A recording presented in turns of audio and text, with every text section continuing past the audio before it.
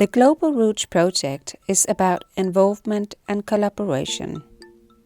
We want to go beyond European borders and explore cross-sectoral perspectives on how to educate children for sustainability.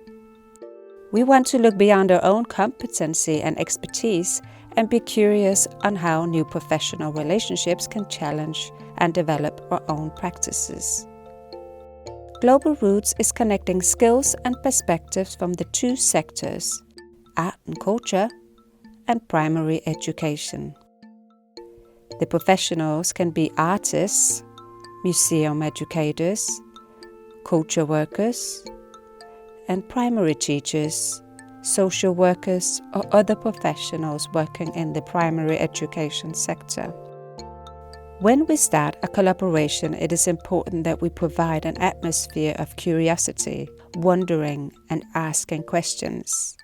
How can we, with our different professional backgrounds, begin a shared examination of a specific topic, or a situation, or perhaps a challenge?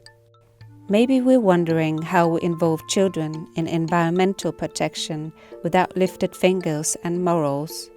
Or maybe how children learn about the UN Convention on the Rights of the Child in involving and responsible ways. When we have agreed on what we want to examine together, we share ideas and perspectives on how we can collaborate. We have a strong focus on how our different professional approaches can interact and provide a learning environment that involves and follows the children's ideas, motives, and actions. We plan and implement the activities together and make sure that we observe each other's ways of working and approaching the children's actions and initiatives. Most important for our collaboration is to find time for shared reflections in between the activities, both together with the children, but also between us professionals. We reflect on how it is going, if it is going as we expected or if something unexpected happened, and what we want to focus on next, and if there's anything that we can do differently. The shared reflections form the ongoing process of our collaboration and mutual inspiration.